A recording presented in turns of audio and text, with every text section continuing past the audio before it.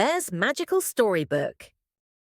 میرے پیارے دوستو، سب جمع ہو جاؤ کیونکہ آج میرے پاس اب سب کے لیے ایک خاص کہانی ہے۔ یہ کہانی ایک عقاب اور ایک مکڑی کے بارے میں ہے، اور کیسے کبھی کبھار چھوٹے جانور بھی بڑے سبق سکھا سکتے ہیں۔ واہ، ہمیں آپ کی کہانیاں بہت پسند ہیں بنجی۔ ایک دفعہ کا ذکر ہے، ایک جنگل میں ایک مغرور عقاب رہتا تھا جس کا نام ایلا تھا۔ ایلا اونچی اڑان بھرتی تھی اور سوچتی تھی کہ وہ جنگل کا سب سے طاقتور جانور ہے۔ وہ سمجھتی تھی کہ کوئی بھی اس کی طاقت اور رفتار کا مقابلہ نہیں کر سکتا۔ ایلا نے کیا کیا؟ ایک دن ایلا نے ایک چھوٹی مکڑی کو دیکھا جس کا نام سینڈی تھا۔ سینڈی ایک درخت کی شاخوں کے درمیان ایک نازک جالا بنا رہی تھی۔ ایلا نے سینڈی کا مذاق اڑاتے ہوئے کہا، تم اتنی چھوٹی اور کمزور ہو، تم وقت ضائع کر رہی ہو جالے بناتے ہوئے، جبکہ میں اونچی اڑان بھرتی ہوں اور ساری دنیا دیکھ سکتی ہوں۔ اوہ، یہ تو ٹھیک نہیں ہے۔ ہاں، تم ٹھیک کہہ رہے ہو، لیکن سینڈی ناراض نہیں ہوئی۔ اس نے پرسکون لہجے میں جواب دیا، اگرچہ میں چھوٹی ہوں، مگر میرے جالے مضبوط اور مفید ہیں۔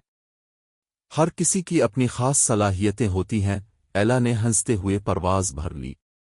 پھر کیا ہوا؟ اسی دن ایک تیز ہوا نے جنگل کو ہلا کر رکھ دیا۔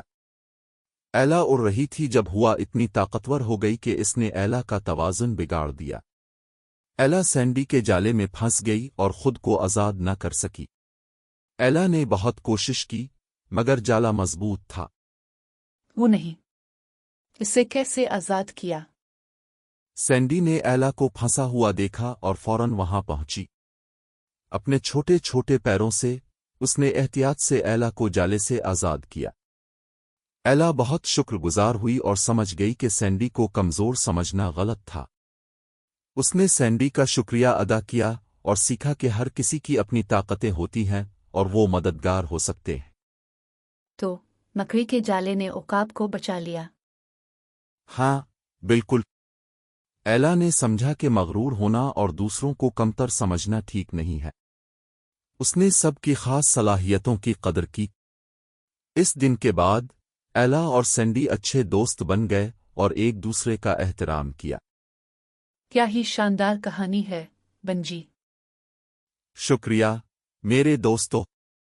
یاد رکھیں، ہر کسی کے پاس کچھ خاص ہوتا ہے، چاہے وہ کتنا ہی چھوٹا کیوں نہ ہو۔ اب چلو سب مل کر اس خوبصورت شام کا لطف اٹھائیں۔ Please like, subscribe, and share with all the kids.